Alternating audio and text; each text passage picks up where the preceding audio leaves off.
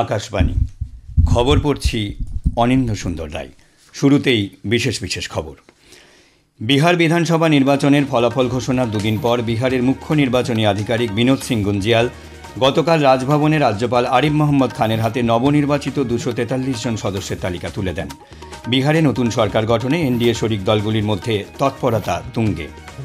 Voter তালিকার বিশেষ নিবিড় সংশোধনী এসআইআর-এর কাজের অগ্রগতির পর্যালোচনা এবং বিধানসভা নির্বাচনে বৈদ্যুতিন ভোটযন্ত্র ইভিএমের পরীক্ষা নিরীক্ষা কর্মসূচিতে যোগ দিতে নির্বাচন কমিশনের প্রতিনিধি দল আগামীকাল এ রাজ্যে আসছেন।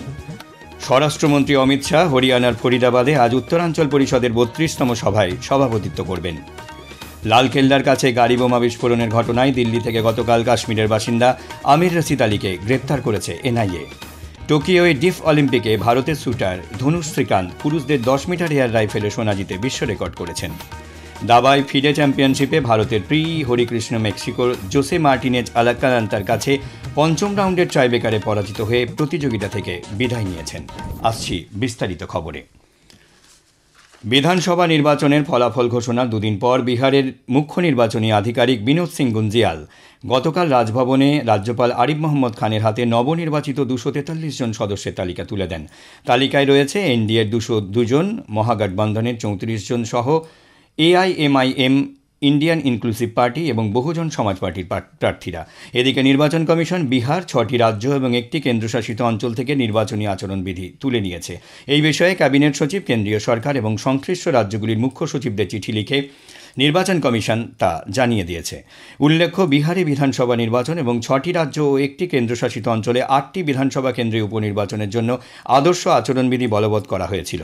গত 11 নভেম্বর বিহার বিধানসভা দ্বিতীয় পর্যায়ের সঙ্গে রাজস্থান, তেলেঙ্গানা, ওড়িশা, পাঞ্জাব, ঝাড়খণ্ড এবং মিজোরাম ও জম্মু কাশ্মীরে মোট 8টি বিধানসভা আসনে উপনির্বাচনে ভোট নেওয়া হয়েছিল। বিহারে নতুন এনডিএ নেতৃত্বাধীন সরকার গঠনের বিষয়ে রাজনৈতিক তৎপরতা জোরদার হয়েছে। গতকাল পাটনায় মুখ্যমন্ত্রী নীতিশ কুমারের বাসভবনে বিভিন্ন দলের দফায় দফায় বৈঠক হয়েছে। বিজেপির ঊর্ধ্বতন নেতা এবং কেন্দ্রীয় স্বরাষ্ট্রমন্ত্রী নিত্যানন্দ রায়, উপমুখ্যমন্ত্রী বিজয় কুমার সিনহা এবং জাতীয় লোকমোর্চার সভাপতি উপেন্দ্র কুশওয়া গতকাল নীতিশ কুমারের সঙ্গে দেখা করেছেন। হিন্দুস্তানি আওয়াম মোর্চার প্রফুল্ল কুমার পরিষদীয় দলের নেতা নির্বাচিত হয়েছেন। বিজেপির পরিষদীয় দলের বৈঠক আজ অনুষ্ঠিত হওয়ার সম্ভাবনা রয়েছে। এনডিএর সমস্ত সহযোগী দল পৃথক সভায় তাদের পরিষদীয় দলের নেতা নির্বাচন করার পর এনডিএ আইনসভা দলের নতুন নেতা নির্বাচনের জন্য 202 জন নবনির্বাচিত বিধায়কের একটি যৌথ সভা অনুষ্ঠিত হবে। এরপর বিধায়কদের সমর্থনের চিঠি সহ সরকার গঠনের দাবি, যা রাজ্যপালের কাছে ইতিমধ্যেই জমা দেওয়া হয়েছে।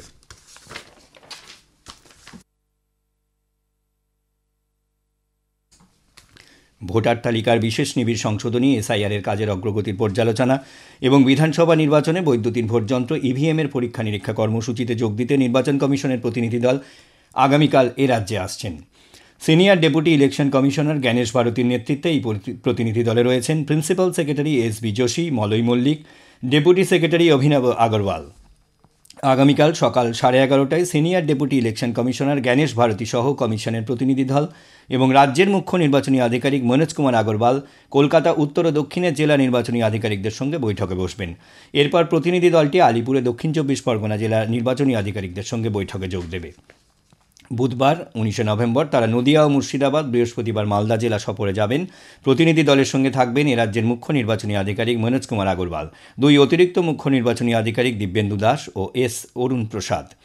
আগামী শুক্রবার ইভিএমের ফার্স্ট লেভেল চেকিং কর্মশালায় রাজ্যের 24 জন জেলা নির্বাচনী আধিকারিক যোগ দিচ্ছেন। এর জন্য নির্বাচন কমিশনের আরেকটি প্রতিনিধি দলের আগামী 20 নভেম্বর এ রাজ্যে আসার কথা। ভোটার তালিকায় বিশেষ নিবিড় সংশোধন কর্মসূচিতে পশ্চিমবঙ্গের 99% বেশি ভোটদাতাকে এনুমারেশন ফর্ম বিতরণ করা গেলেও শহরাঞ্চলের বেশ কয়েকটি বিধানসভা কেন্দ্রে এখনও বড় সমস্যা রয়ে গিয়েছে। নির্বাচন কমিশন সূত্রে জানা গেছে 36টি কেন্দ্রে প্রায় 30% ভোটার নিখোঁজ। নির্দিষ্ট ঠিকানায় 3 দফা পরিদর্শন করা সত্ত্বেও বুথ স্তরের কর্মীরা তাঁদের খুঁজে পাননি।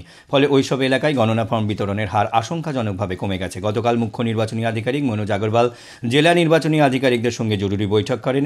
কমিশনের আশঙ্কা, এই পরিস্থিতির আড়ালে ভুতুড়ে ভোটারের অস্তিত্ব লুকিয়ে আছে কিনা তা খতিয়ে দেখা জরুরি। ভোটার তালিকায় বিশেষ নিবিড় সংশোধন এসআইআর প্রক্রিয়া নিয়ে সাধারণ মানুষের মধ্যে সচেতনতা বাড়াতে সক্রিয় অংশগ্রহণের জন্য পুরস্কার দিতে চলেছে নির্বাচন কমিশন। সেই সঙ্গে সোশ্যাল মিডিয়ায় চালু করা হয়েছে বিশেষ প্রচারাভিযান। কমিশন জানিয়েছে, এসআইআর প্রক্রিয়া নিয়ে কোনো ভোটার যদি ভিডিও বা রিলস তৈরি করেন এবং তা নিজের এক্স হ্যান্ডেল বা ইনস্টাগ্রামে হার যোগ্য মতদাতা জরুরি ট্যাগ করে পোস্ট করেন, তবে কমিশন সেই রিলস বা ভিডিও তাদের সমস্ত অফিসিয়াল প্ল্যাটফর্মে প্রকাশ করবে। পাশাপাশি নির্বাচিত ভিডিও নির্মাতাদের পুরস্কৃতও করা হবে। স্বরাষ্ট্রমন্ত্রী অমিত শাহ হরিয়ানার ফরিদাবাদে আজ উত্তরাঞ্চল পরিষদের 32তম সভায় সভাপতিত্ব করবেন। এই সভায় পাঞ্জাব, হরিয়ানা ও হিমাচল প্রদেশের মুখ্যমন্ত্রী, দিল্লি, জম্মু কাশ্মীর ও লাদাখের লেফটেন্যান্ট জেনারেল সহ চণ্ডীগড়ের প্রশাসকও উপস্থিত থাকবেন। এই সভায় রাজ্যগুলির মধ্যে পারস্পরিক সহযোগিতা, জলবন্টন সংক্রান্ত বিষয় এবং উন্নয়নমূলক কাজের ব্যাপারে আলোচনা হতে পারে। এই খবর শুনছেন আকাশবাণী থেকে। লালকেল্লার কাছে গাড়ি বোমা বিস্ফোরণের ঘটনায় গতকাল দিল্লি থেকে কাশ্মীরের বাসিন্দা আমির রশিদ আলী নামে এক ব্যক্তিকে গ্রেপ্তার করেছে জাতীয় তদন্তকারী সংস্থা এনআইএ। তদন্তকারী সংস্থাটি জানিয়েছে, আমির রশিদ ওই হামলা চালাতে আত্মঘাতী জঙ্গি উমর নবীর সঙ্গে ষড়যন্ত্রে যুক্ত ছিল বলে জানা গেছে। আমিরের নামেই হামলায় ব্যবহৃত গাড়িটি নথিভুক্ত ছিল। উমর নবীর নামে থাকা আরও একটি গাড়ি বাজেয়াপ্ত করেছে এনআইএ। সেটিকে পরীক্ষা করে দেখছেন তদন্তকারীরা। গোটা ঘটনায় এখনও পর্যন্ত 73 জন সাক্ষীর বয়ান নেওয়া হয়েছে। এনআইএ দিল্লি, জম্মু কাশ্মীর, হরিয়ানা, উত্তরপ্রদেশ পুলিশ সহ বিভিন্ন সহযোগী সংস্থার সঙ্গে সমন্বয় রেখে কাজ করে চলেছে। উল্লেখ্য, ওই ঘটনায় 10 জন প্রাণ হারান, 32 জন আহত হন বলে এনআইএ তাদের বিবৃতিতে জানিয়েছে। আমাদের সংবাদ শোনা যাবে ইউটিউব চ্যানেল আকাশবাণী সংবাদ বাংলা, ফেসবুক ও ইনস্টাগ্রাম আকাশবাণী সংবাদ কলকাতা এবং এক্স হ্যান্ডেলে এআইআর নিউজ কলকাতাতে। ভারতের শুটার ধনুষ শ্রীকান্ত টোকিওয় অনুষ্ঠিত শ্রবণ প্রতিবন্ধীদের ক্রীড়া প্রতিযোগিতা ডিফ অলিম্পিকে পুরুষদের 10 মিটার এয়ার রাইফেলে সোনা জিতেছেন। আজ ইভেন্টের ফাইনালে 252.2 স্কোর করে বিশ্ব রেকর্ড করে সোনা জয় করেন ধনুষ। ভারতেরই মোহাম্মদ মুর্তাজা ভানিয়া 250.1 স্কোর করে রূপো ও দক্ষিণ কোরিয়ার বায়েক সিউগনাক 223.6 স্কোর করে ব্রোঞ্জ জিতেছেন। উল্লেখ্য, ব্রাজিলের ক্যাক্সিয়াস ডো সুলে 2022 সালের ডিফ অলিম্পিকে 19 বছর বয়সে অভিষেক হয় ধনুষ শ্রীকান্তের। প্রথম ডিফ অলিম্পিকেই তিনি 2 সোনা জেতে নজর কেড়েছেন। দাবায় ফিডে চ্যাম্পিয়নশিপে গতকাল গোয়ার পানাজিতে ভারতের পি হরিকৃষ্ণ মেক্সিকোর জোসে মার্টিনেজ আলকারান্তার কাছে পঞ্চম রাউন্ডের ট্রাইবেকারে পরাজিত হয়ে প্রতিযোগিতা থেকে বিদায় নিয়েছেন। এর ফলে কোয়ার্টার ফাইনালে একমাত্র ভারতীয় হিসেবে অর্জুন এরিগাইসি অংশ নেবেন।